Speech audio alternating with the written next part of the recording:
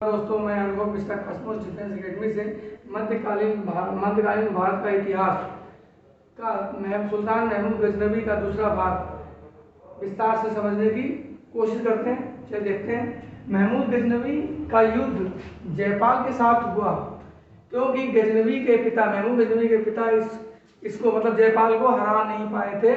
इसी कारण यह बदला लेना चाहता था और साम्राज्य का विस्तार करना चाहता था, इसलिए युद्ध किया। इस युद्ध में पंजाब, ये पता कहाँ पड़ता है, सर्वप्रथम महमूद गजनवी ने 1000 ईस्वी में जयपाल के विरुद्ध आक्रमण किया था। जयपाल पंजाब और अफगान के बीच में रहता था पर आक्रमण करता है और इस युद्ध में जयपाल की हार होती है। इस कारण जयपाल को बहुत ही गहरा धक्का लगा कि जिसका पिता मुझे नहीं हरा पाया उसका बेटा हरा कर चला गया, जिसका बेटा मुझे हरा गया। इसी कारण सदमे में आकर राजा जयपाल आत्महत्या कर लेता है। और एक बार ध्यान रखिए, आत्महत्या करने वाला भारत का पहला हिंदू शाही शासक था। भारत का पहला हिंदू शाही शासक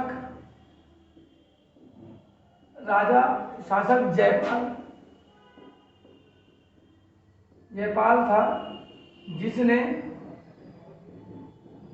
आत्महत्या की थी। ठीक है। महमूद के इतिहासकारों ने जयपाल को ईश्वर का शत्रु कहा है।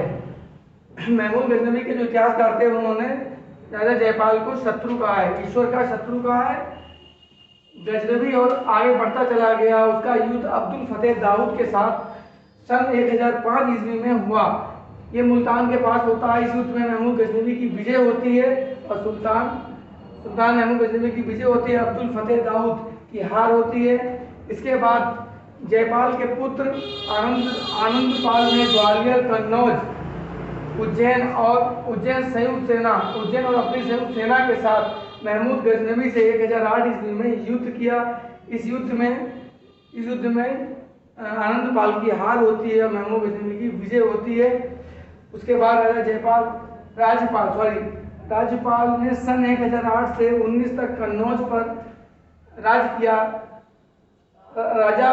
इसने राज किया और राज्यपाल बिना युद्ध किए ही भाग खड़ा हुआ।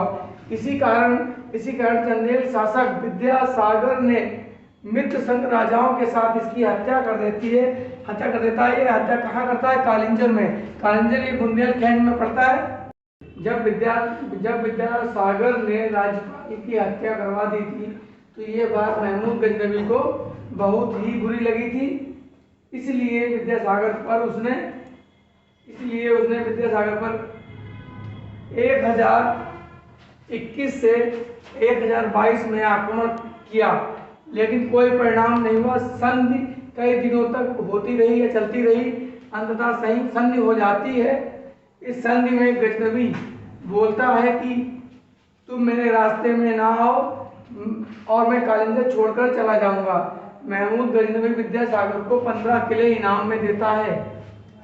सोमनाथ मंदिर इंपॉर्टेंट पॉइंट है। ये सोमनाथ मंदिर था, यह भीमदेव या मूल राज प्रथम का जो साम्राज्य था उसमें सोमनाथ मंदिर पड़ता है। उस मंदिर की अपार संपत्ति को महमूद गजनवी लूटता है तथा मंदिर में शिवलिंग के टुकड़े कर देता है और गजनी की जामी मस्जिद की सीढ़ियों पर लगवा देता है। यह घटना यह लूट 1024 या 25 ईस्वी में हुई। लेकिन इसी लूट के बाद, इस घटना के बाद महमूद गजनवी लड़ने लायक नहीं बचा। वह कभी लौट कर नहीं आया, क्योंकि उसकी सीधी लड़ाई भोलेनाथ या शिव शंकर से हो गई थी। इनकी उपाधि देखते हैं। महमूद गजनवी ने कौन कौन सी उपाधि ली? महमूद गजनवी की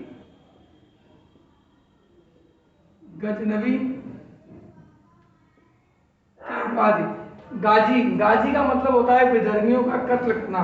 गाजी का मतलब होता है विधर्मियों का कत्ल करने वाला। बुता किशन का मतलब होता है मूर्ति भंजक, मूर्तियों को तोड़ने वाला। तीसरी उपाधि सुल्तान। ये उपाधियां थी, मतलब गाजी की उपाधि विधर्मियों का कत्ल करने वाला था। और बुता किशन मूर्ति भंजक, मूर्तियों को तोड़ने वाला।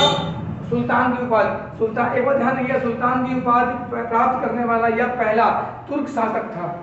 महमूद गजनवी के दरबारी विद्वान, जो महमूद गजनवी था उसके साम्राज्य में जो दरबार में जो विद्वान थे उनके नाम देखते हैं। पहला उत्तरी इतिहासकार था अल-बरूनी, फिरदौसी, बैहाकी, ये विद्वान थे।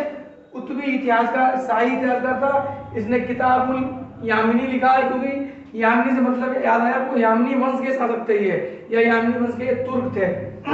सॉरी, किताबुल यामिनी, तारीख यामिनी, अल-बरूनी देखते हैं। अल-बरूनी बहुत बड़ा विद्वान था, गणित, दर्शन, ज्योतिष, संस्कृत का उच्च कोटि का विद्वान था ये।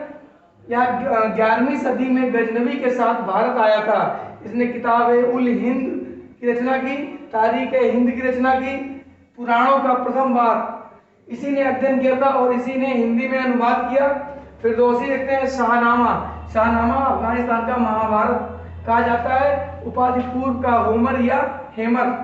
बैहाकी, तारीख सुबुक्तगीन, तारीख सुबुक्तगीन बैहाकी ने लिखा, यह इटली का लेखक था। धन्यवाद, कल वीडियो देखते हैं इसके आगे का।